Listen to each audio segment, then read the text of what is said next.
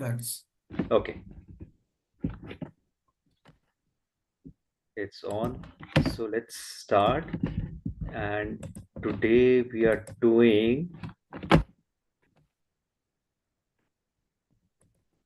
Are you able to see the PPT and hear my voice clearly, guys? Yes, sir. Okay, wonderful. So what I've done is in MDI 003, actually this is block 2. I'm sorry, this is block 2, African diasporas. I have clubbed unit 26 and 28 because 26 is North African diaspora and 28 in Western diaspora. And there is a connection between North and West which will come out as we go along. So you will see why I have clubbed these two.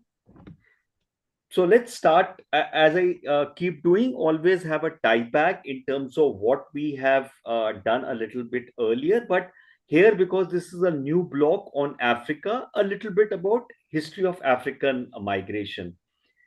We have been talking about the fact that modern human being evolved in Africa almost about a lakh years ago. In fact, new research is talking about a little more than a lakh years ago, and the early movement, the whole world has been populated by the humans which evolved out of Africa. So, if we go purely by the definition of migration, then actually the whole world is an African diaspora or migrants from Africa. But that's not the way we look at it in academic circuits or the way when we study African diaspora. We will see how what is the cutoff date at which scholars feel that this is an African diaspora. Early movement contours are controversial, starting point for any study dispersal of people of Africa. Early exodus from Africa is such a differential of character that it not is seen as a diasporic process. So all those earlier movements are not categorized as diaspora, because if they are categorized as diaspora, then the whole world is African diaspora. Today also, if you take the DNA of any person in the world, there would be a certain percentage of African genes. So that's the most interesting part. So what is African diaspora? African diaspora first appeared in literature in the 50s, broadly defined to include all global communities descended from historic migration since the 15th century. So that's the cutoff date. Anything before the 15th century is not classified under African diaspora. So now you will say, but this is a random thing. Remember, as we keep talking about in academics and scholarly pursuits, there are definitions or what is generally agreed upon by scholars. So most scholars have agreed upon that African diaspora starts since 15th century. And why 15th century? We will see that also as we go along. This delineates from the prehistoric out of Africa migration, include only the has also been more narrowly defined to include only the transatlantic. So there was a transatlantic slave trade which started around that time. Important role that blackness, slavery, colonization, racism, and geography played a sustaining the transatlantic. The transatlantic slave was the trade where millions of Africans were traded out of Africa and were settled in the European colonies in America. America was also a European colony across all across the Atlantic Ocean. uh, Created by the migration. See, migration has always been there. As we say, the story of human being is a story of migration. There were migration of merchants, traders, soldiers, parts Europe, Middle East around the 5th century BC. So people have been moving all along. Once one migration was after evolution when people traveled and populated the whole world. Then subsequently, as human beings became civilized, settled down, there was still migration because of traders, merchants, travelers. Long before Christopher Columbus started his journey, there were different sizes population of African origin people in India, Portugal, Spain, Italy. In fact, when you study Indian diaspora, there was a whole African tribe in India. In fact, at one point, they were ruling Bengal. There are still African tribes in India. And then there was the Atlantic trade in African slaves. Also need to understand Atlantic trade, African tribes. Africa is divided into multiple tribes. And when these tribes used to go at war, the victor always picked up the able-bodied men of the vanquished and sold them as slaves. When the European colonization happened, these slaves were picked up and then transported, supplied to almost 200,000 African people to different European societies and 11 to 12 million to America. And remember, at that time, there was no concept of nation state. There were kingdoms in Africa. So, one has to really go back to figure out from where one person came in, if you were an African slave, to figure out which nation you belong to. Transatlantic was active from the kingdom of Dahomey, West African kingdom, present day Benin. The Aero Confederacy was a political union in the present day southeastern Nigeria. See, all these countries came in much later. Nigeria, Kenya, Ghana, Ivory Coast. Economies of the states were heavily dependent on providing slaves. So the whole economy was, dependent on slaves. Once the slave trade was made illegal in the 19th, remember, that's where the indentured came in, because the slave trade was made illegal. British had devised a new ways to take people to work on their plantations and other things, but the slave trade was there out of Africa. In fact, these were the kind of castles which were made for slave trades. These castles had European traders staying on the surface, where the slaves were put in barracks underground, and then the ships would come and dock, and these slaves would be taken. This is the Cape Coast Castle, one of those 40 slave castles or large commercial forts built on the Gold Coast, which is Ghana today, of West Africa by European traders.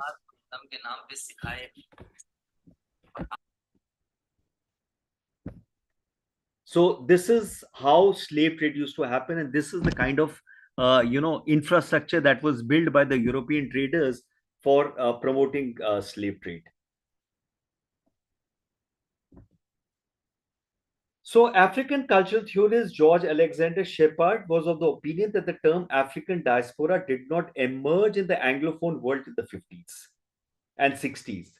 So, even if the diaspora was talked about starting 15th century, the term itself came into currency around the 50s and 60s. Although, of course, African diaspora has already existed before the time. As we have seen, traders, merchants, soldiers were always there moving once civilization had picked roots.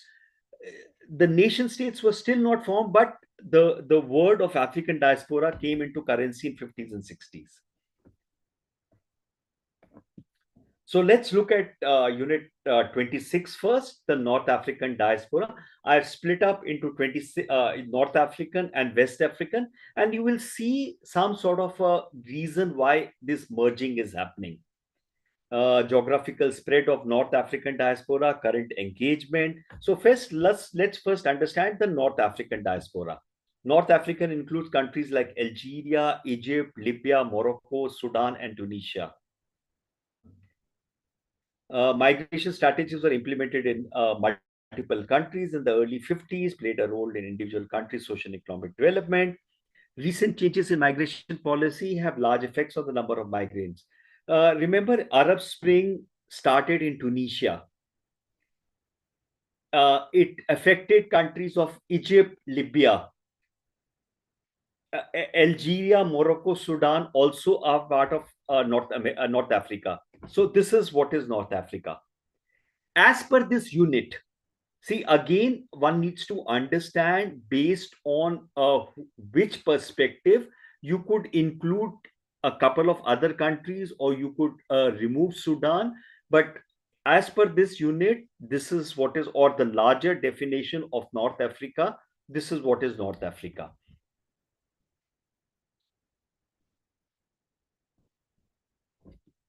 One of the world's leading labor frontiers on the border between rich countries of the European Union and the Gulf Cooperation Council. I'll show you a chart for you to understand how North Africa becomes a pivotal point.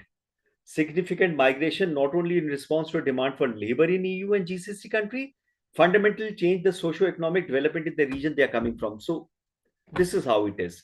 So if you see, this is North Africa, this is the Gulf Cooperation, and here are the European countries.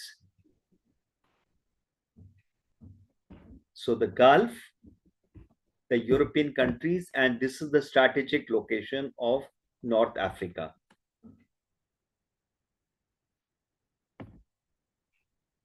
To get your perspective. Now, there is another term called Maghreb, encompassing much of the northern part of Africa, including large parts of Sahara Desert, but excluding Egypt and Sudan, which are considered to be located in Mashriq, the eastern part of the Arab world. So Arab word for North Africa, the Arab part of North Africa is called Maghreb. The eastern part is Mashriq. You don't need to remember these terms. This is just for you getting an understanding. So there are various terms used by various people. So why is it called Middle East and not Western Africa? Because that's the more popular term to be used by the Western scholars. However, because we are in a classroom and we are looking at all perspectives, it was important to tell you these terms. Again, as I said, you don't need to remember these terms. The traditional definition of Maghreb, which restricted scope to the Atlas Mountains and the coastal plains of Morocco, Algeria, Tunisia, and Libya. So Northern America is part of the Arab world and yet is a part of Africa. Then there is a concept called MENA, the Middle East and North Africa as a geographical region, whose countries are often referred to the term MENA, Middle East and North Africa.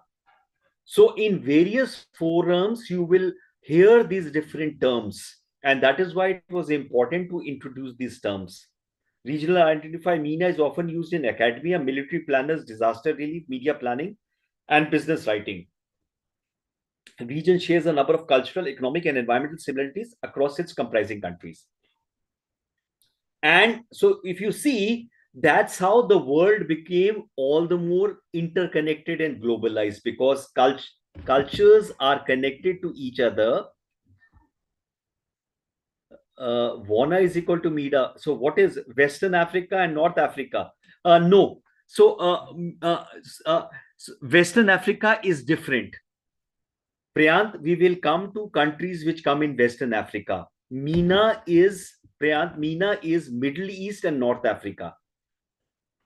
Priyant? Yes, sir. Okay. So again, as I said, you can. Is it not that West Asia and North Africa? West Asia and North Africa. Sorry, I was thinking of you are saying West Africa and North Africa. No, you're absolutely right. No, Wana, because Wana is like in most of the university, Wana is a subject of domain, like subject is being studied as Wana as a subject. Okay, Priyant, again, as I said, again, as I said, it all depends on which particular situation or context a term is particularly used. So if you are saying in universities, Wana is a term they are using, which is West Asia and North Africa. Absolutely right. Priyant? Yes, sir. Okay. So MENA is also a term which is often used. MENA is a term. In fact, in a lot of business companies, MENA is a term which is denoting a geographical business area, which is Middle East and North Africa. So let's look at the composition of North African diaspora. 1830s to 62 European colonization of North Africa with settlements in Algeria, Tunisia, Morocco, Libya. So, and again, like Asia, Africa was being jostled around with the European colonial powers. Majority of European citizens left after independence of these countries in the 50s and 60s. Existing social and economic ties had created further weight for.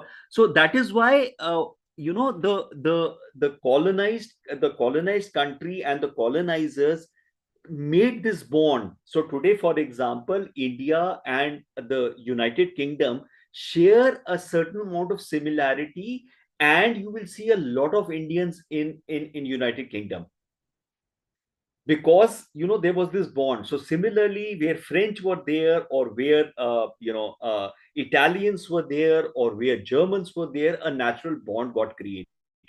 And obviously there was a certain intermingling of culture. 60s and 70s emigration to France, but also Germany, Netherlands, and Belgium boomed in reaction to recruitment policies of European countries, as well as high unemployment and immigration policies. So-called guest worker migration of that period provided North African diaspora the foundation for subsequent family institutions. So, uh, and especially after World War II, when there was large, World War II led to millions of people losing their lives. Suddenly, Europe found itself, with a labor deficit scenario, and in that case they started getting people as guest workers from various countries. We had seen earlier how people had moved from Turkey into Germany and Europe. 70s until 90s, where while Algerian emigration decreased, enacted an emigration stop. Emigration from Morocco and Tunisia remained high and as diversified, particularly in Spain and Italy. Also, because as we keep talking about in various units, and we had talked to yesterday only in MDI 001, people will find ways to better their lives. That bettering of lives could be real or perceived bettering. Inevitably, everybody moves in search of employment, because employment allows them to get money which they can improve their lives and remit back home. And inevitably, also, we have also talked about the global north and global south. Global south is characterized by high unemployment, more people in terms of labor. Global north characterized by high capital and less labor. So movement happens from global south to global north. Equation of identity is not as straightforward as Arabic speakers equivalent to Arabic people. Now, here things get a little complicated. So, these people are Arabs or are they Africans? There is still communities in Maghreb that speak Berber or Amizigh, and a dialect called Darija, and clear French and Spanish expression. So now you'll see how identity becomes a complex issue. It's not straightforward. It's not saying that it's a Christian world, it's a Muslim world, or it's an Arab world, because there are divisions within each community, each state, each even ethnic tribes would have divisions based on various factors. Being Arab also is no alternative, or even black to being African.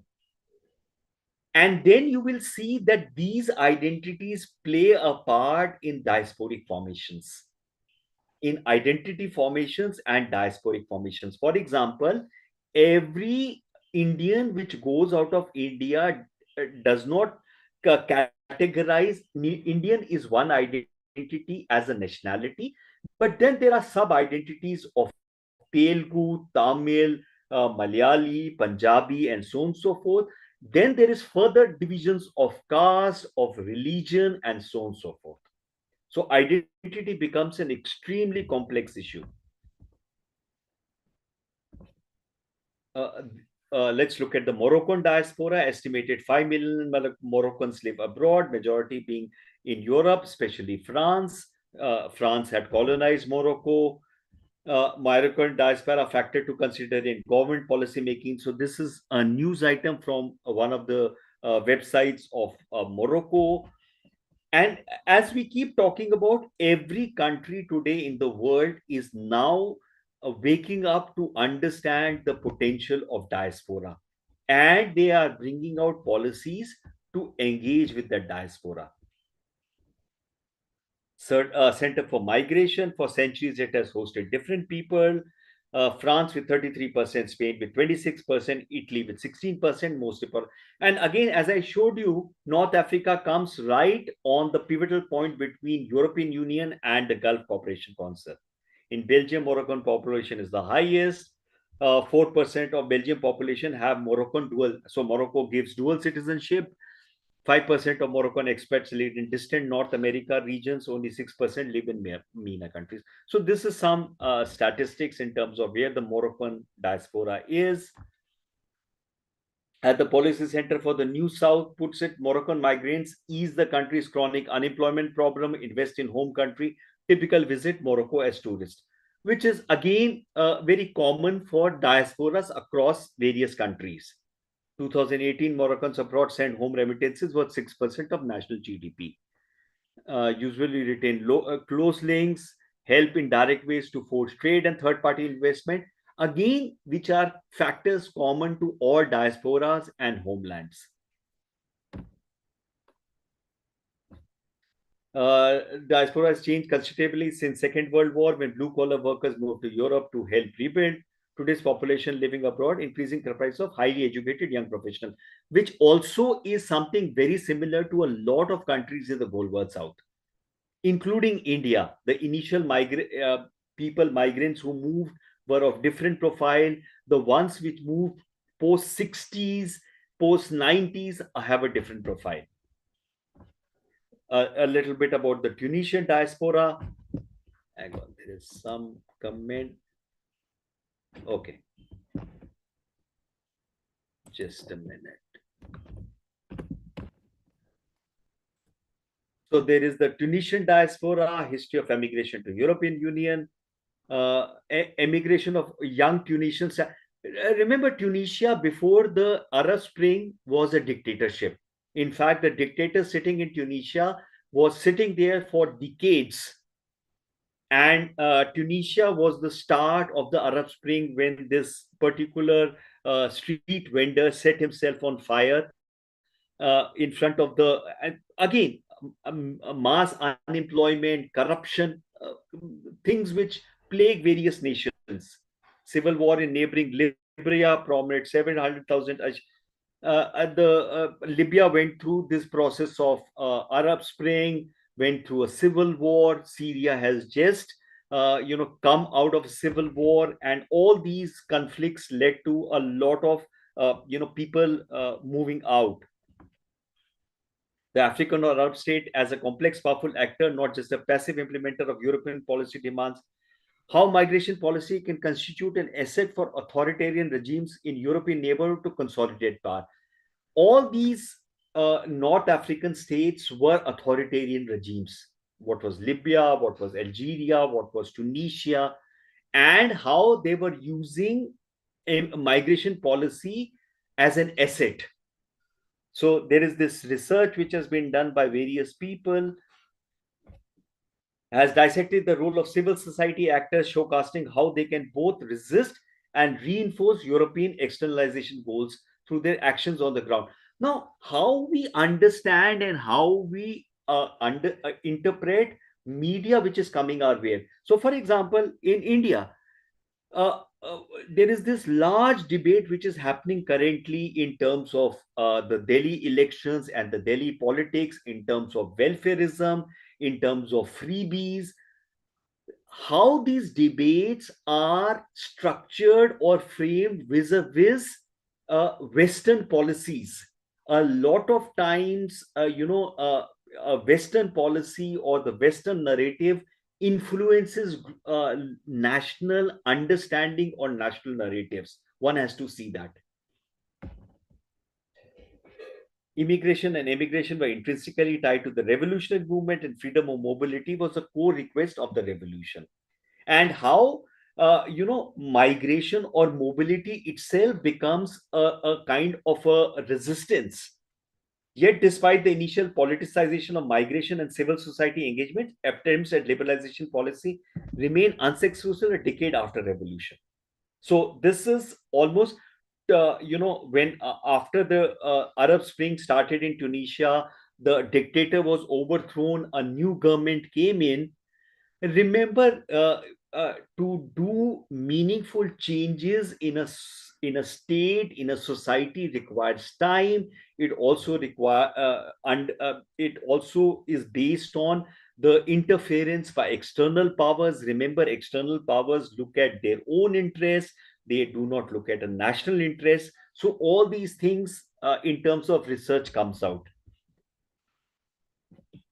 Then a quick look at Egyptian diaspora, Arab's world's most populous country, also the largest regional provider of migrant labor to Middle East, a long-standing tradition of using immigration as a soft power tool to advance its foreign policy goals, destination for thousands of Arabs and African immigrants, and a major host of hundreds of thousands of Palestinian Sudanese since 2011, also of Syrian refugees. So there was this big thing about when this conflict between Israel and Palestine, and Israel was bombing Gaza and was pushing, and America recently, the president has said that Egyptians should take Palestinians in. Then there are these geopolitical things which come in. Egyptians emigrating from Egypt was rare until Nasser came to power after overthrowing the monarchy in 52. Cleveland in 36 declared Egyptians do not emigrate. Under Nasser, thousands of Egyptian persons were dispatched across Africa and North America, and so they had a policy at that time aiming to support host countries' development, but also to support the Egyptian regime's foreign policy aims. Egypt also experienced an outflow of Egyptian Jews and a large number of Egyptian Copts. Copts are Christians. So every time we try and do this blanket statement that here this is a Christian nation, or this is a Jewish nation, or this is an Islamic nation. Remember, there are minorities. In each nation, there are minorities. For example, Pakistan and Bangladesh have a sizable Hindu minority. After Nasser's death, Egypt liberalized its immigration policy. Millions of Egyptians pursuing employment opportunities abroad in Western as well as Arab world. 80s, many emigrated mainly to Iraq and Kuwait. The Gulf boom, the oil boom was happening, did not begin to form until the 80s. And also, we have been talking about migration is not equivalent to diaspora.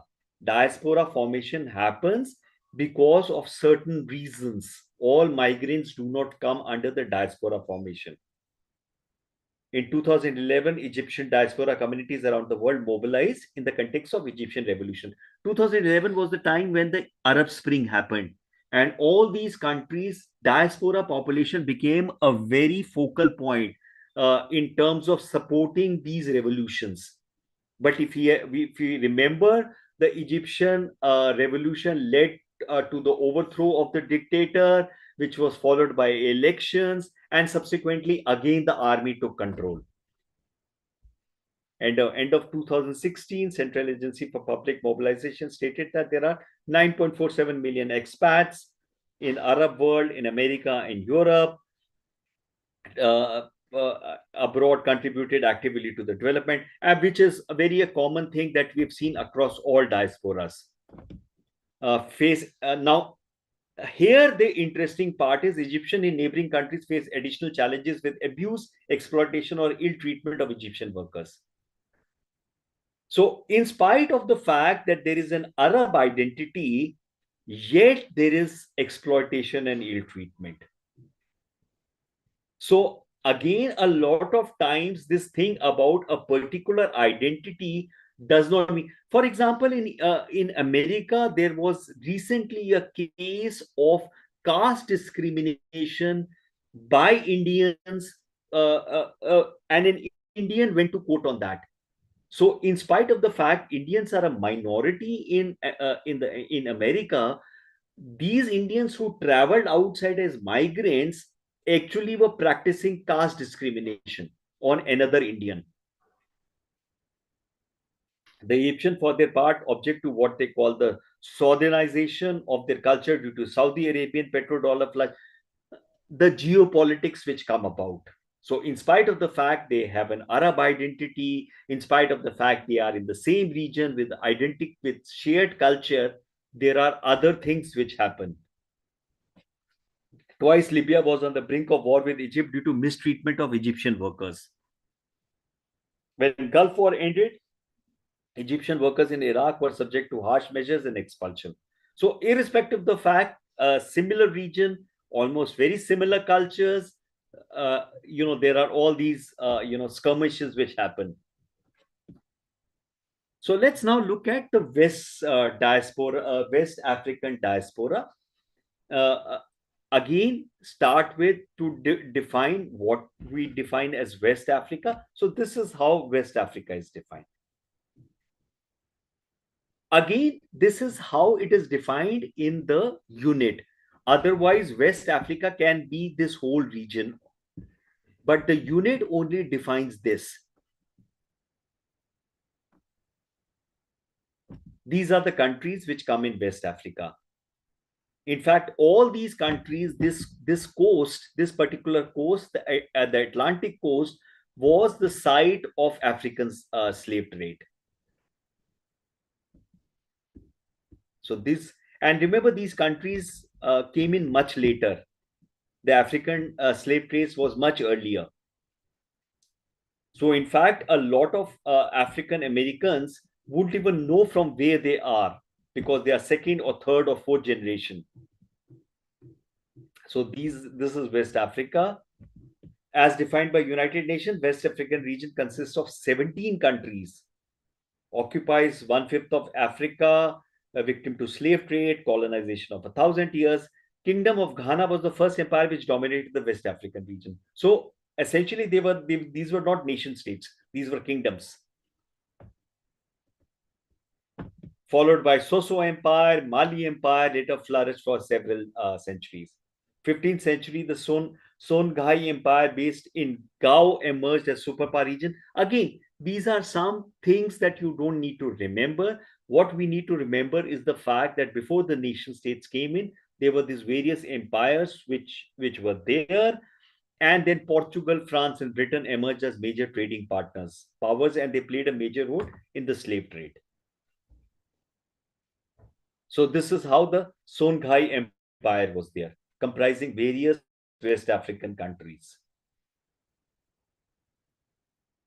So I'm bringing this. This is actually not a part of the unit, but because we are in a classroom, we are talking about West Africa. I thought a little, extra information will not do any harm, but will provide a context to understanding how we are going there.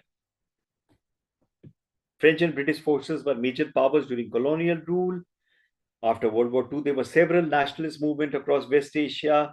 Ghana was the first country to gain independence in 57. So almost 10 years after India got independent, various countries in West Africa started getting their independence. So 57 onwards, these countries got independent, were not free from problems, instability, political corruption, famine dominated the region for many years. In fact, if you look at all these, India, with such a diverse and a large population, has done fairly well for itself. Many nations in the region still suffer from poverty, epidemic of diseases, lack of Medicare, and unemployment.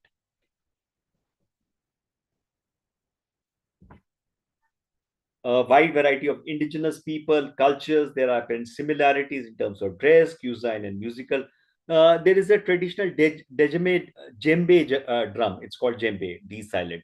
Djembe drum. In fact, djembe drum is used in India also in a lot of drumming, groups. Popular. You can open Google in another tab and check out a djembe drum. It's like an hourglass figure played among many West African ethnic groups. Drum in the region have resulted in cementing its position as a symbol of entire West Africa. I have seen djembe drum being used in, they had a drumming society in Gurgaon, for example. I've seen djembe drum. Besides Islam, Christianity, and Judaism, there are several variations of indigenous religions formed as a result of individual culture. So, again, as I said, each identity, each religion, each ethnicity, everything is always subdivided. Every human being works with multiple identities. And once countries start taking identity politics, then more often than not, it's a race to the bottom. So we were just talking before the start of the class how, in spite of the fact that North America has a North America Free Trade Agreement, which means no tariffs or minimum tariffs, the recent administration in America has imposed a 25% tariff on Mexico and Canada. And now Canada and Mexico have threatened reverse tariffs. So who benefits out of this? It's nothing but identity politics. And this is what we studied in yesterday in MDI 001 in terms of political governance of migration. Okay, three main periods in West African diaspora. First wave forced during the transatlantic slave trade, 16th to 19th century, about 12 million slaves were shipped across Atlantic, largely by a huge community of West African origin in American continent, especially US and Brazil. Referred to as historical diaspora of Africa and often differentiated from later movements of people. And again, as I said, as you go through various units of diaspora, you will realize that there are each country has gone through various waves, and each wave has led to a different sort of a diaspora forming.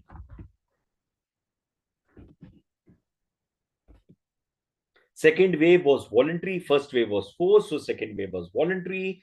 50s to decolonization process, migrants in huge numbers moved from Africa to Europe, became a part of the African diaspora. Many West Africans migrated in search of better education and employment. Political persecution was also an important factor. Remember, a lot of African states are dictatorial. There are various kinds of persecution which happens. The third wave was also voluntary, started 80. Contemporary African diaspora led to different countries to escape from deplorable situation, are diverse, all age groups, occupation and hierarchies. And as like all diasporas maintain deep economic and cultural ties with homelands, have no plans to return to their motherland. And inevitably, when a quality of life becomes better or other regions, for example, look at the internally displaced migrants in India. Once they move out of their rural areas, more often than not, they only go back for some functions. They continue to make a home in wherever areas they visit. The contemporary West African diaspora, another notion, concept of modern nation state to which they belong.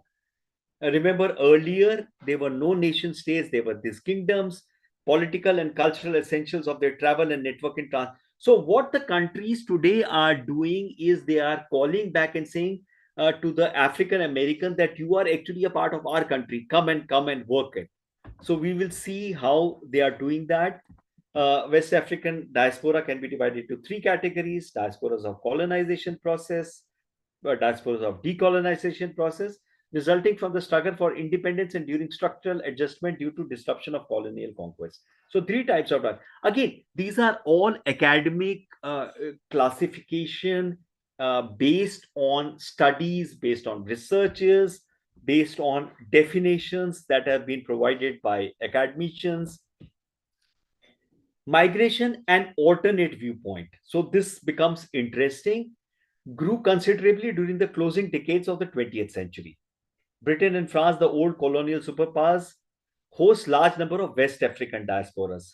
Recent studies contradict conventional interpretation that migration being essentially driven by poverty, violence, and underdevelopment. So more often than not, this was the predominant narrative that it is poverty, violence, and underdevelopment which actually leads to migration.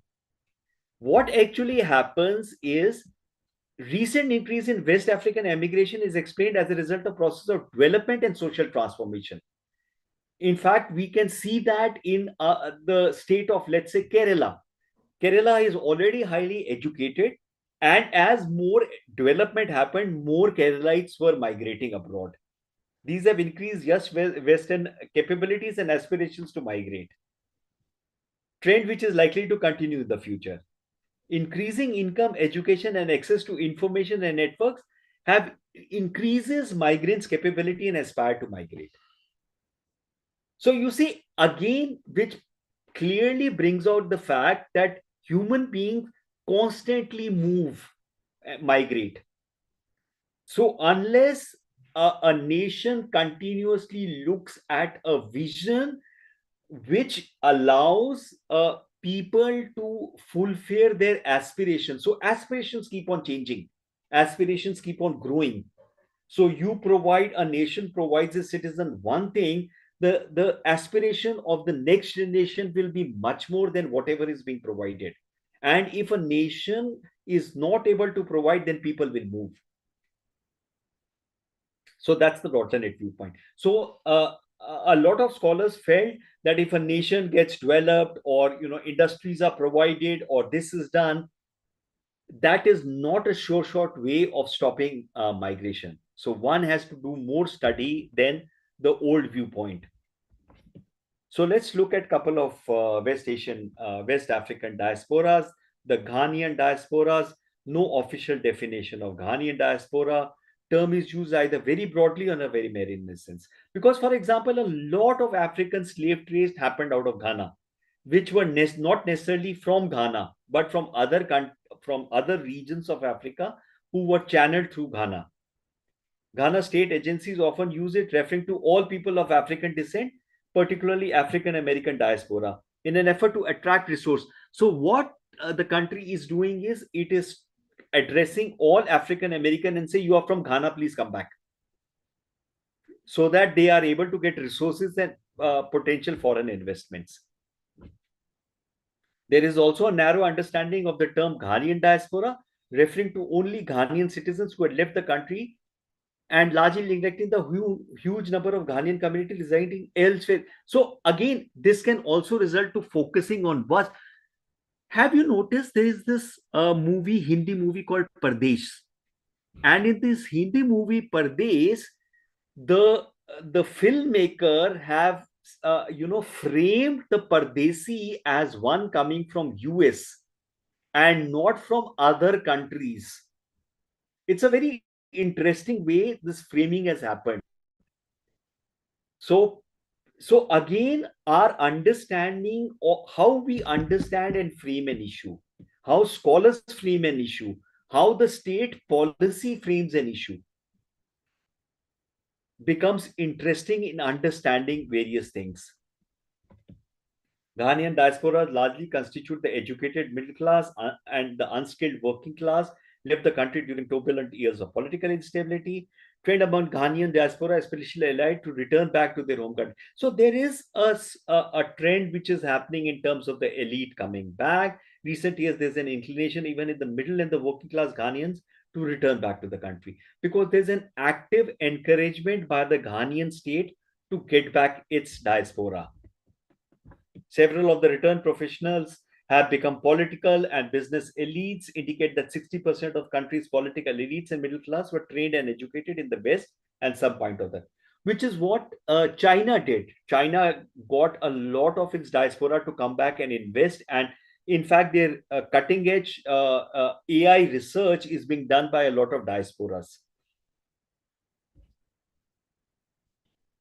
Diaspora engagement mapping of Ghana. I was able to get this, graphic. Again, this is to get you to have a broader understanding of how this thing works. Percentage of immigrants of total population, which countries they are. Think about the fact a lot of Ghanan people are in Nigeria. Nigeria is the neighboring state. And then there are these news items. Did Ghana year of the return attract foreign investors, visitors? She quit her job as a New York lawyer to move to Ghana. So a lot of African Americans have moved back to Ghana. They have formed the business and political elites out there. Let's quickly look at Nigerian diaspora. Is ambiguous, often not as straightforward as it appears. There are 250 ethnic groups in Nigeria. The Nigerian identity is still nascent. What we looked at the Afghanistan diaspora, because Afghanistan also in the Asian diaspora is comprised of various ethnic groups.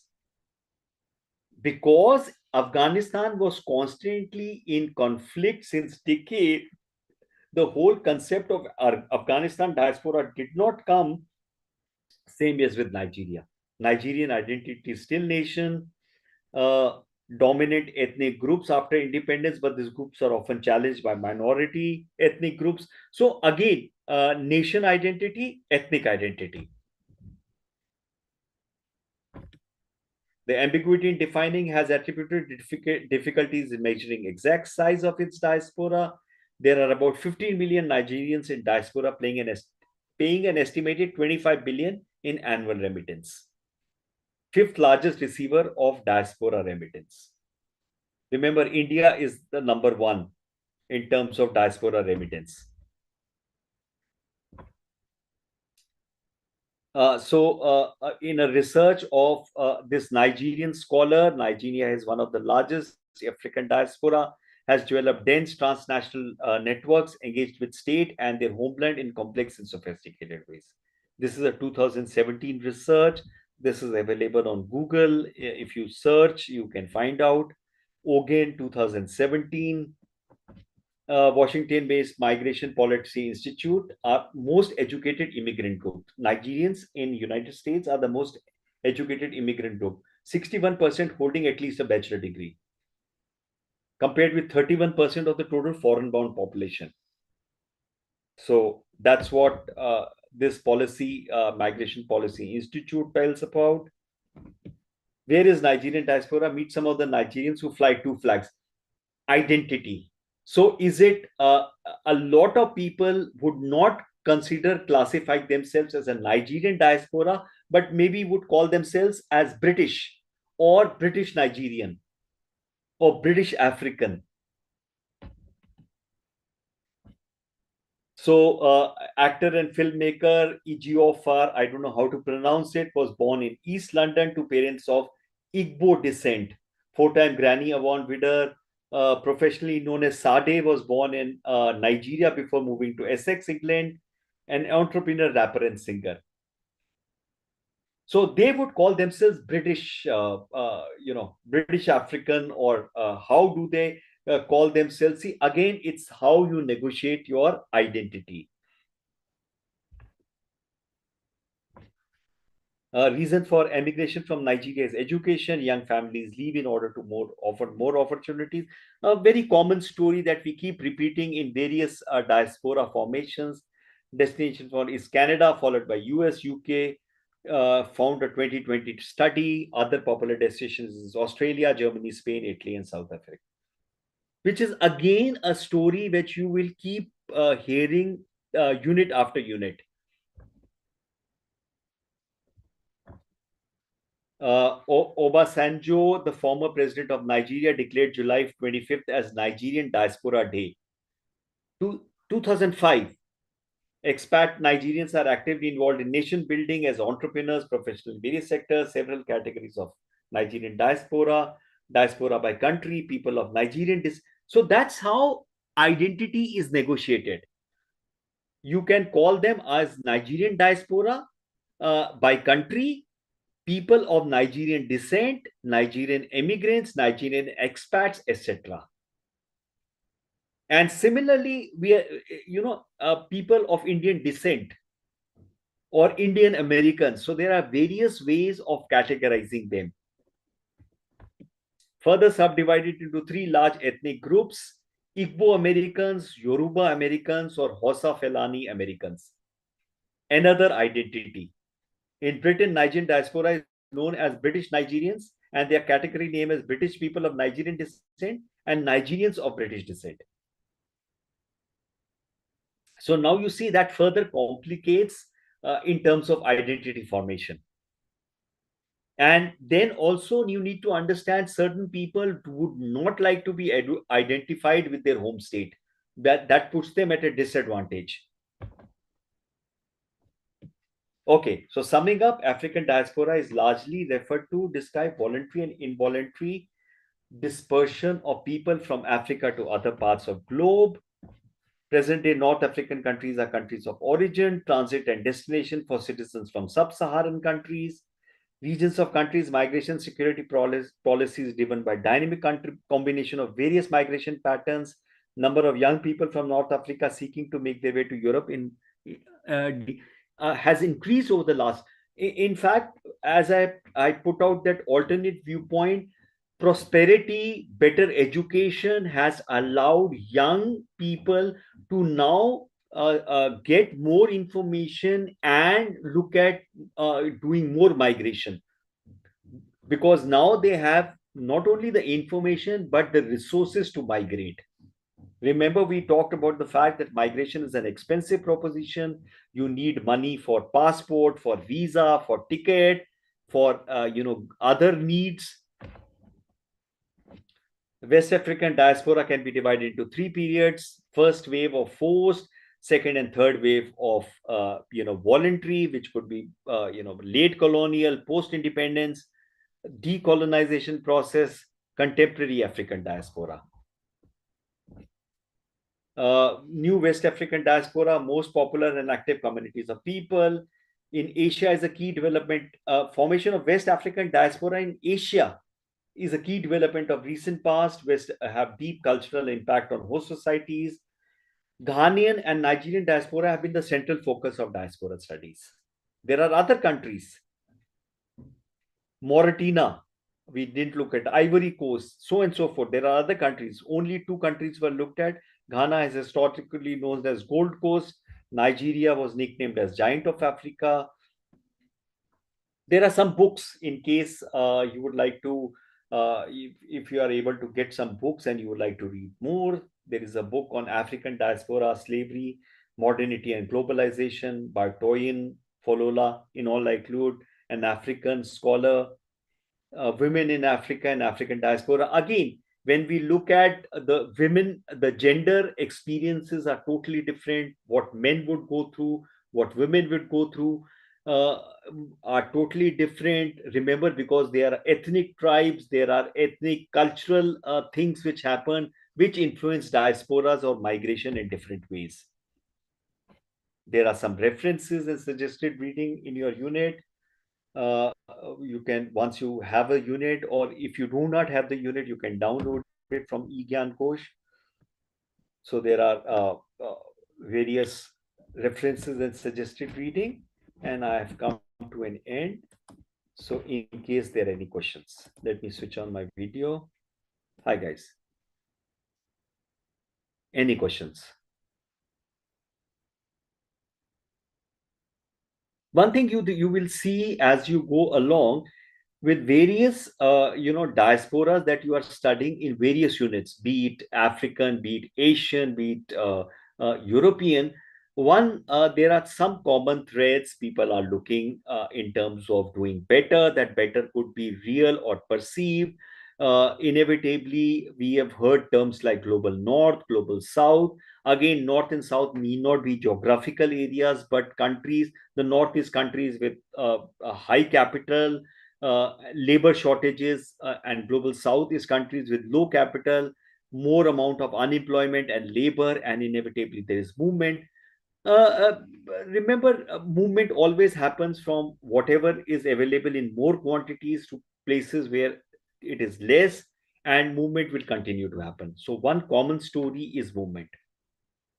Any questions? Sir, can you please put some more light about Arab Spring and its effect on North Africa? So, see, listen. At the end of the day, uh, uh, if we look at revolutions, and if we look at great movements in societies, more often than not, the more the movement happens, the more things. One thing you need to understand: destabilization is continuous in societies. Destabilization can be a result of migration, which leads to innovation. Destabilization can be a result of wars. Destabilization can be also a result of internal revolutions or internal political tumult. Destabilization throughout history is the way societies become better, or societies change. So what has happened, for example, in Syria is a major destabilization carrying on for 13 years. And what will come out, we do not know. Will something better come out? We still do not know. What has really come out of the Arab Spring, is it any better? It is still too early to say that. Has democracy taken root? Too early to say that. Nothing happens. Remember, evolution is a 1 lakh year old process. Civilization did not happen in a couple of years or decades.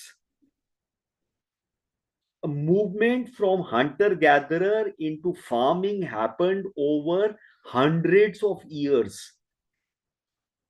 So anything, if we assume the fact that any tumult can lead to major changes, do not happen. It is just that once some change happened, your reference frame moves from here to here. Now, whether this is good for the community, for the nation, for people, uh, is very subjective. Priyank? And then you also need to understand, with globalization in, remember, it is not easy because there are multiple competing global interests which come in. For example, in Syria, there was Turkey's interest, there was Israel's interest, there was American interest, there was Iranian interest, there was Russian interest, plus there were all these Gulf state interests, because also Syria is an oil producing country. And then there were the people of Syria. And then, of course, there was the dictator of Syria who was ruling, and his minority ethnic group who had the power. Look at Iraq. So Iraq was ruled by a minority ethnic group over a large majority different ethnic group.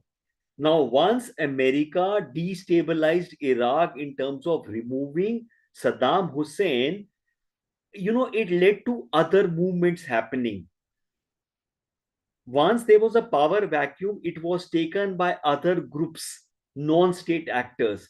Listen, a movement becomes, it's not as easy that unless one political group replaces another political group. And that's why democracy becomes interesting, because democracy, there are multiple competing political groups. So there is no political vacuum which happens. Whereas in dictatorship, if a dictator gets removed, there is suddenly a power vacuum, which can then be filled by all sorts of permutations and combinations. Priyank? Yes, sir. Understood. Okay. Any other question? No, sir. Thank you. Okay. So in that case, have a wonderful week ahead. Have a great weekend, and we'll see next Saturday at the same. Yeah, Karan, bolo. Sir मुझे sir थोड़ा problem इसमें आ रहा है, ये जो आप मगरब में इमिग्रेशन जो बताया सर, ये मतलब इसका मतलब क्या हो गया? ये प्रोसेस है, ये Maghreb states and Maghreb immigration. Okay Karan, these are just ये नॉमेनक्लेचर्स हैं। जैसे फॉर एग्जांपल मैं तुम्हें बताता हूं, यूपी के अंदर कुछ रीजन्स को बुंदेलखंड बोला जाता है। जी सर। एंड येट वो बुंदेलखंड के जिले हैं, और येट वो यूपी में आते हैं। अब बुंदेलखंड क्यों सेपरेट बोला जाता है? क्योंकि उनकी जो कल्चर है, उनकी जो भाषा है, वो यूनिफॉर्म है। झांसी ले लो, कानपुर ले लो, वगैरह वगैरह। देन पूर्वांचल क्यों बोला जाता है? तो सिमिलरली ये नोमेनक्लेचर्स दिए हुए हैं। नोमेनक्लेचर हिस्टोरिकली हैं, क्योंकि हिस्टोरिकली जो ईस्टर्न यूपी था, जिसको पूर्वांचल बोला जाता था, वो बिहार के साथ काफी सिमिलैरिटीज थी। अवध एक अलग था, वेस्टर्न यूपी अलग है, हरित प्रदेश की पॉलिटिकली हरित प्रदेश बोला जाता। सो सिमिलरली अफ्रीका में नॉट ओनली उसको नॉर्थ अफ्रीका बोलते हैं, बट क्योंकि उसमें अरब स्टेट है, उसको मगरेब और मगरिब वेस्टर्न जो अरब स्टेट है उसको मगरेब बोलते हैं। So again, corn nomenclature, these are various nomenclatures. For your understanding, these are North African states. Yes, sir. ठीक है? Thank you, sir. Okay. Okay, Karanvi. Have a nice weekend. फिर अगले